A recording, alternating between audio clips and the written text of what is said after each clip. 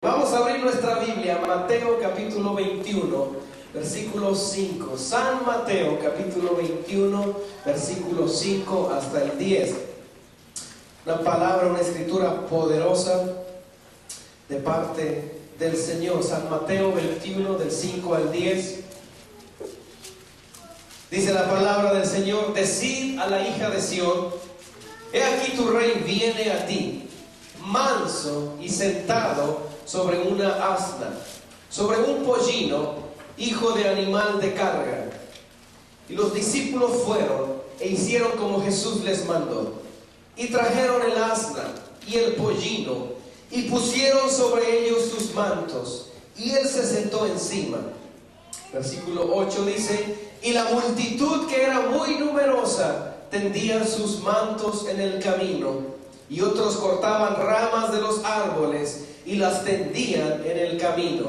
Y la gente, versículo 9, que iba delante y la que iba detrás, clamaba diciendo: Hosana al Hijo de David, bendito el que viene en el nombre del Señor, Hosana en las alturas.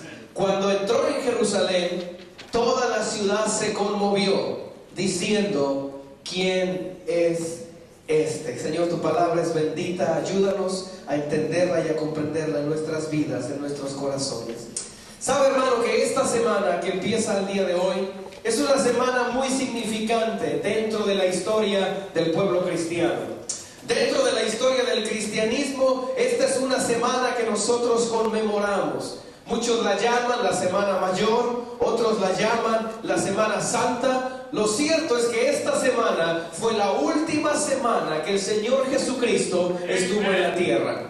Fue la última semana que caminó por aquellos polvorientos caminos de Palestina. Fue la última semana que el Señor estuvo entre la gente, dejándose tocar, dejando que la gente se acercara a Él.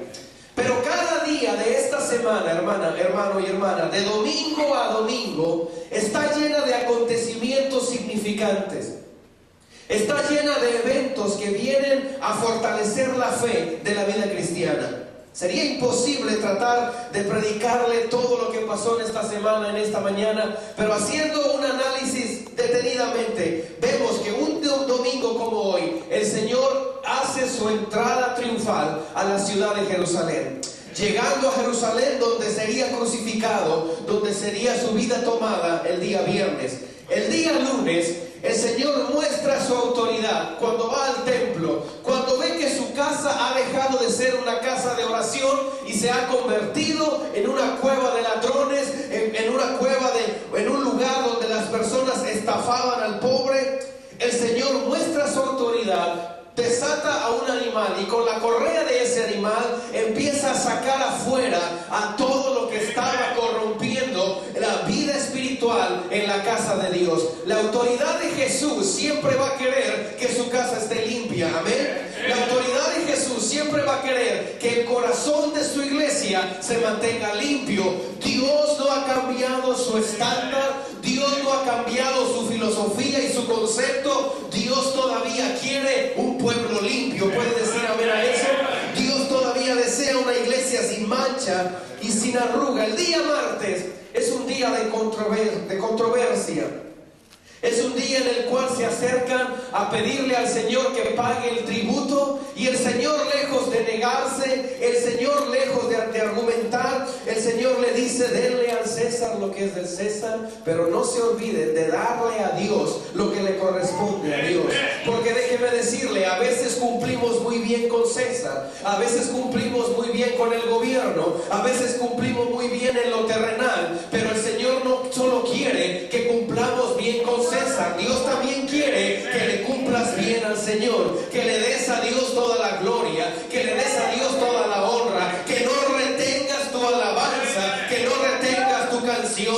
Él sigue siendo digno de que le entregues todo y absolutamente a Él, porque Él es el único que lo merece.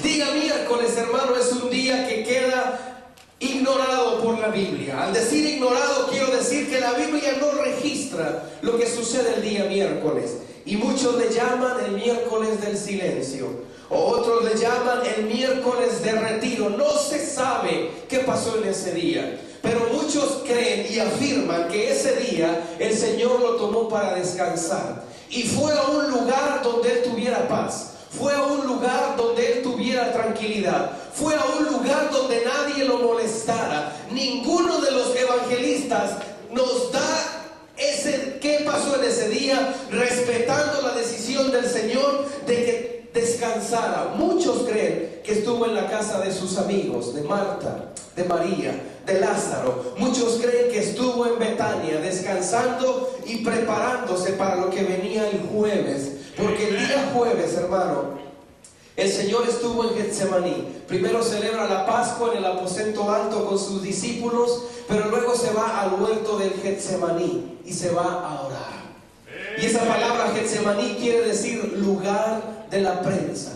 Y ahí en el Getsemaní, ahí en el huerto de Getsemaní, el Señor hace una de las oraciones más poderosas que nos muestra su lado humano. Porque ahí en Getsemaní el Señor orando le dice al Padre: Padre, si es posible, pasa de mí esta copa.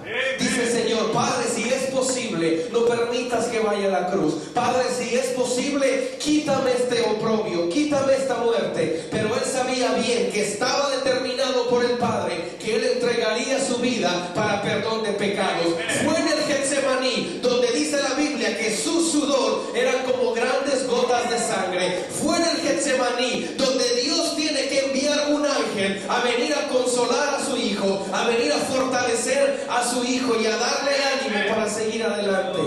Es increíble, hermano, que la historia de la humanidad se encierra en dos huertos. En un huerto en Génesis llamado el huerto del Edén. En el huerto del Edén la humanidad perdió, porque en el huerto del Edén Adán sucumbió ante la tentación, Adán perdió ante la seducción del pecado, y en el huerto del Edén el hombre cayó de la gracia del Señor. Pero ahora en el huerto de Getsemaní, una vez más la humanidad pelea contra el pecado. Pero ahora en el Getsemaní, el segundo Adán, el Rey de Reyes, el Señor de Señores, sale triunfante de Getsemaní y se dirige hacia el viernes, donde sería prendido, donde sería apresado, donde sería objeto de un juicio injusto, donde sería objeto de mentiras y sería condenado a una muerte injusta, a una muerte realmente muy horrible. Moriría en la cruz, derramaría su sangre. El enemigo pensaba que todo estaba acabado, el enemigo pensaba que había ganado, pero nunca se imaginó